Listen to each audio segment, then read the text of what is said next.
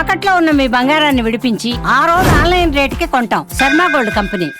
నమస్కారం, welcome to Suman TV. నేను గీతాంజలి. ప్రస్తుతం మనతో పాటు కామాఖ్య అమృత శోధన వ్యవస్థాపకులు అమ్మవారి ఉపాసకురాలు వేణుశ్యామ అమ్మ ఉన్నారు. వారితో మాట్లాడదాం. అమ్మ నమస్కారం. అమ్మ, ఈ మంగళగౌరి వ్రతం ఆచరించే వాళ్ళు ఖచ్చితంగా ఈ నియమాలంటూ పాటించాలా? అసలు ఏమిటి విధానం ఏంటి? ఇక్కడ నియమాలు అనేవి లేదు, కానీ వాళ్ళు చెప్పిన ప్రకారం బ్రాహ్మీ ముహూర్తంలో చేయమని చెప్తారు.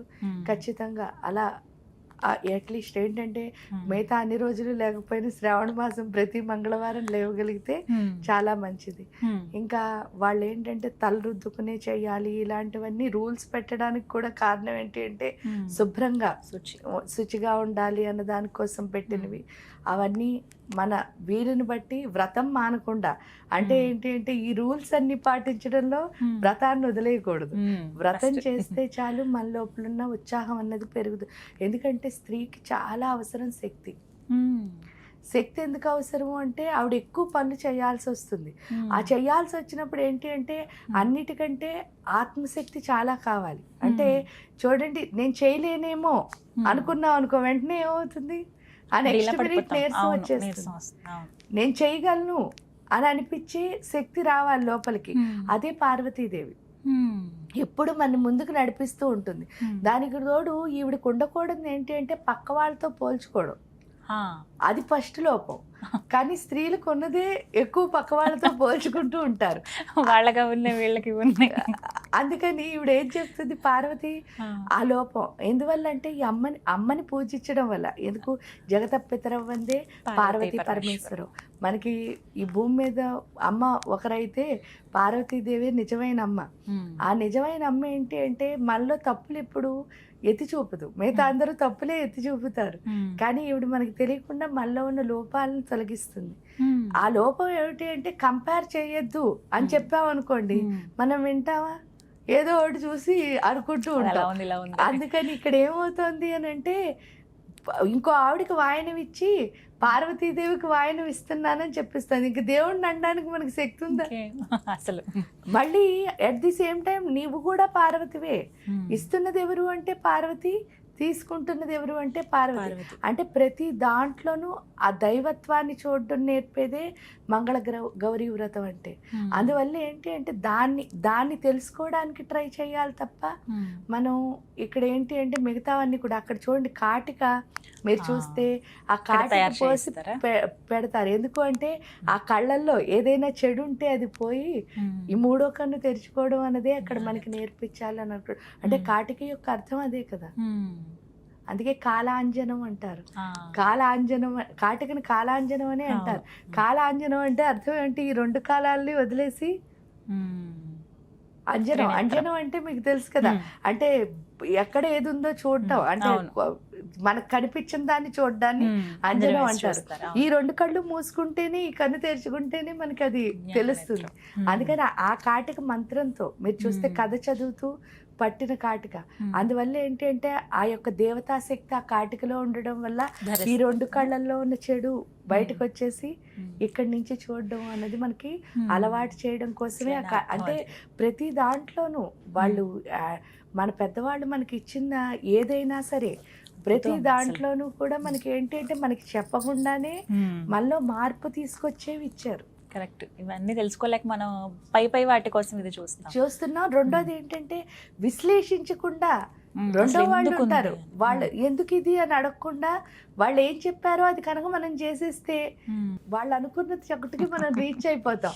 కానీ మధ్యలో ఈ అనాలిసిస్ అని ఒకటి వచ్చింది, ఆ విశ్లేషణ ఎంత వస్తుందో అంత మనం దేవతకి దూరం అయిపోతూ ఉంటాం. అంటే ఆ దైవశక్తికి ఎందుకు విశ్లేషణ వస్తే దూరం అవుతాము అని అంటే చూడండి, సపోజ్ మీరు ఇప్పుడు యూట్యూబ్ వచ్చింది, లేకపోతే గూగుల్ వచ్చింది, ఇవన్నీ వచ్చాయి. వీటిని చూసినప్పుడు ఇవి చాలా మంచి చేస్తున్నాయి. అంటే ప్రపంచానికి బోల్డ్ అన్నిటిని కనెక్ట్ చేస్తున్నాయి ఒక రకంగా ఆలోచించినప్పుడు. రెండో రకంగా ఆలోచించినప్పుడు ఏమిటి అంటే మీరు ఇప్పుడు ఒక పుణ్యతీర్థాలకి లేకపోతే గొప్ప గొప్ప స్థలాలకి వెళ్తున్నారు.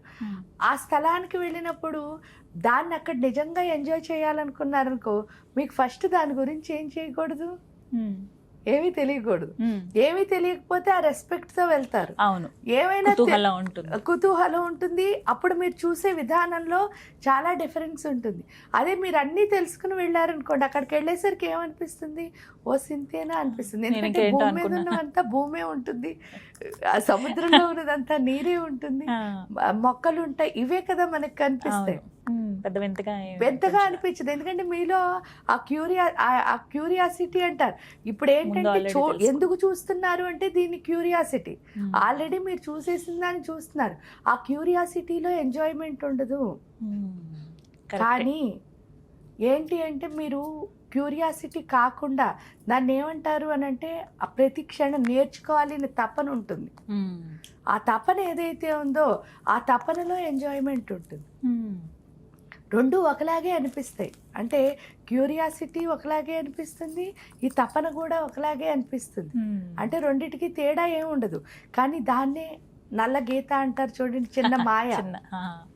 ఇది అది ఒకలాగే ఉంటుంది. ఇందులో అసలు ఎంజాయ్మెంట్ ఉండదు. ఎందుకంటే ఆల్రెడీ నాకు అంతా తెలుసు కదా, ఇంకా అక్కడ చూసేది ఏముంది అని. ఇందులో ఎంజాయ్మెంట్ ఉంటుంది. కానీ నిజమైన జ్ఞాని ఏం చేస్తాడంటే ఇది చూడాలి, ఎందుకంటే అక్కడ ఏముందో తెలియాలి కాబట్టి. ఇక్కడ రెండోది ఏం చేయాలి అంటే నా కళ్ళతో ఎలా కనిపిస్తుందో తెలియదు కదా ముందు. ఎందుకంటే ఆ వీడియోలో చెప్పిన వాళ్ళ కళ్ళకి అలా కనిపించింది, నా కళ్ళకి ఎలా కనిపిస్తుందో తెలియాలిగా. ఎందుకంటే అదో నేచర్ ఇదో నేచర్. ఈ కళ్ళకి ఎలా కనిపిస్తుందో తెలియాలంటే ఇలాగే చూడాలి. అక్కడ అది అర్థం చేసుకున్నావా, ప్రతి చిన్నదాన్ని ఎంజాయ్ చేయగలుగుతాం. అది అర్థం చేసుకోలేదా, దేన్ని ఎంజాయ్ చేస్తారు కదా, వెళ్ళిన ప్రతి చోట తృప్తి ఉండకుండా వచ్చేస్తూ ఉంటుంది. ఇలాంటి సమస్యలనే వస్తూ ఉంటాయి. అయితే గౌరీ వ్రతంలో అమ్మ ఈ పిండి దీపాలు అవి పెట్టి తీసుకోమని చెప్తారు కదా, సేవించమంటారు కదా, ఇది ఖచ్చితంగా చేయాలమ్మా వ్రతం చేసి. ఎందుకు అంటే ఆ పిండిలో మీరు చూస్తే నెయ్యి కలిపి పిండి చేసి దానిపైన ఆ దీపంతో కాటికే వేస్తారు. వేయడం వల్ల అది ఎప్పుడైతే గట్టిగా కాలుతుంది మీరు చూస్తే, ఆ కాలిన దాన్ని తినడం ద్వారా ఏంటి అంటే పొట్టలో శుద్ధి అవుతుంది. ఇప్పుడు అంటే ఆ చేయడం వల్ల స్త్రీకి గర్భం చాలా ఇంపార్టెంట్ కాబట్టి ఆ గర్భశుద్ధి ఎప్పుడవుతుందో పిల్లలు పుట్టడానికి అంటే మంచిగా పుట్టడానికి అవకాశం. అంటే ఇప్పుడు ఈ గర్భసంచి ఎంత స్ట్రాంగ్ గా ఉంటుందో అంత మంచి అందమైన పిల్లలు అనుకోండి, మంచి పిల్లలు అనుకోండి, అంగవైకల్యం లేని పిల్లలు అనుకోండి, వాళ్ళందరూ వస్తారు, హెల్దీగా వస్తారు. అదే ఇది ఏంటి అంటే గర్భసంచి వీక్ గా ఉంటేనే కదా మనకి సమస్యలన్నీ వస్తాయి. అది రాకుండా ఉండడం కోసం ఈ దీపాలు, అది ఏంటి బియ్యం పిండితో చేస్తారు, అది దీపం నెయ్యి వేసి దీపం ఎప్పుడైతే అది కాలుతుందో ఆ కాలిన ఒత్తితో కలిసిన ఈ నెయ్యి దీపాన్ని తినడం ద్వారా ఈ పొట్ట అన్నది శుద్ధి అవుతుంది. అసలైన కారణం అయితే అసలు కేవలం అమ్మాయి మాత్రమేనా, అంటే కొత్తగా పెళ్ళైన వాళ్ళైతే దంపతులు ఇద్దరు కూడా తీసుకోవచ్చు. కానీ స్త్రీకే, ఎందుకంటే గర్భం ఆవిడే మోస్తుంది కాబట్టి. సాయంత్రం వరకు జనరల్ గా ఇద్దరు కూడా తింటారు. అంటే ఒకటి ఏంటంటే ఏది చేసినా సరే చాలా మంచి ఉండి అది తినాలన్నారు కాబట్టి అసహ్యంగా ఫేసులు అలా చేసి ఇష్టం లేకుండా తింటారు. అలా తినకూడదు. భక్తిగా తింటే కనుక నిజంగా అక్కడున్న ప్రాబ్లమ్స్ అన్ని సాల్వ్ అయ్యి మంచి పిల్లలు పుడతారు. దానికోసమే తిన్నారు. అసలైన అంతరార్థం అది స్వీకరించడం వెనకాల. వ్రతం అంటే ఇట్లా నియమంగానే వ్రతం అంటే కథ చదవటం ఇవన్నీ ఉంటాయి అమ్మ వీటికి కూడా. మంగళగౌరి వ్రతానికి కథలు ఉంటాయి. ఆ కథ చదువుతున్నప్పుడే కాటుకు వేస్తారు. వేసి అవి ధరించాలి, ఇలా దీపం కూడా స్వీకరించాలి. ఉదయం ఎప్పుడు కంపల్సరీ బ్రాహ్మీ ముహూర్తం అప్పుడే చేసేసుకోవాలమ్మా ఇది? అది బ్రాహ్మీ ముహూర్తంలో చెయ్యాలి అని రూల్ పెట్టడానికి కూడా కారణం వీళ్ళు పొద్దున్నే లేవడం అలవాటు చేయాలని, అలవాటు అవుతుందని. దానికి తోడు బ్రాహ్మీ ముహూర్తంలో చేయడం వల్ల ఏంటి అంటే ఆ టైంలో సరస్వతీదేవి మొత్తం అందరి దేవతలు తిరుగుతూ ఉంటారని అంటారు. దానికి తోడు కామ్గా ఉంటుంది. నిజం చెప్పి అప్పుడు మీకేమి హర్రీ బర్రీ ఉండదు. పొద్దున్న అయ్యేసరికి ఏంటంటే వీళ్ళు పిలుస్తూ వాళ్ళు పిలుస్తూ అలా కాన్సన్ట్రేషన్ లేకుండా చేస్తాం. పొద్దున్నే చేస్తే ఏంటంటే పూర్తిగా ఆ దేవత మీద ఫోకస్తో చేసుకోవచ్చు కాబట్టి ఆ టైమే 100% బెస్ట్. నైవేద్యాలుగా ఏవి సమర్పించాలమ్మా? నైవేద్యాలుగా వాళ్ళు చెప్తారు కదా, అంటే ఒక్కొక్క ఇంట్లో ఒక్కొక్కటి ఉంటుంది. జనరల్ గా పరవాన్నం పెడతారు, అది పులిహోర పరవాన్నం అలా చేసుకుంటారు. కొంతమంది అయితే జిల్లేడు కాయలని అవన్నీ కూడా చేస్తారు, బుట్టలని. వాళ్ళ వాళ్ళ సాంప్రదాయాన్ని బట్టి, వాళ్ళ పెద్దలు చెప్పిన దాన్ని బట్టి చేసుకుంటే మంచిగా ఉంటుంది. చక్కగా ఇంట్లో పెద్దవాళ్ళు కూడా వివరిస్తారు. అమ్మ వాళ్ళు ఎవరున్నా అమ్మమ్మలు వాళ్ళు ఉంటే వాళ్ళు ఇంకా బాగా చెప్తారు కదమ్మా ఎలా చేసుకోవాలి ఏంటి అనేది. ఇప్పుడు కూడా మనం వాయనం ఇవ్వాల్సి ఉంటుందమ్మా ఆ రోజున కూడా, వ్రతం చేసిన రోజు. ఏ వ్రతము? మంగళగౌరి వ్రతం చేసినప్పుడు మంగళగౌరి వ్రతానికి ఖచ్చితంగా వాయనం ఇస్తాం. ఫస్ట్ సంవత్సరం 5 మందికి, నెక్స్ట్ ఇయర్ 10 మందికి, అలా 25 మందికి లాస్ట్ రోజుకి ఇస్తారు ముత్తైదువులు. ఉద్యాపన ఎలా ఉంటుందమ్మా? ఉద్యాపన ఏంటి అంటే పెళ్లిళ్ళలో చేస్తారు. అది వాళ్ళ వాళ్ళ చుట్టాలు ఎవరు పెళ్లిలోనో, లేకపోతే వాళ్ళకే అమ్మాయిలు ఉంటే ఆ పెళ్లిలో వాళ్ళకి పెళ్లి అవగానే వీళ్ళు ఉద్యాపన చేసేస్తారు ఆవిడ గౌరీదేవి. అలా ఇలా ఒక 5 ఏళ్ళు అయితే పూజ చేసుకోవాలి. తర్వాత మళ్ళీ చేసుకోవాలంటే ఎప్పుడైనా, అసలు పూజ చేసుకోవడానికి ఎప్పుడైనా చేసుకోవాలి. అంతేనా? వ్రతంలాగా ఆచరించడం అనేది వారి ఇష్టము.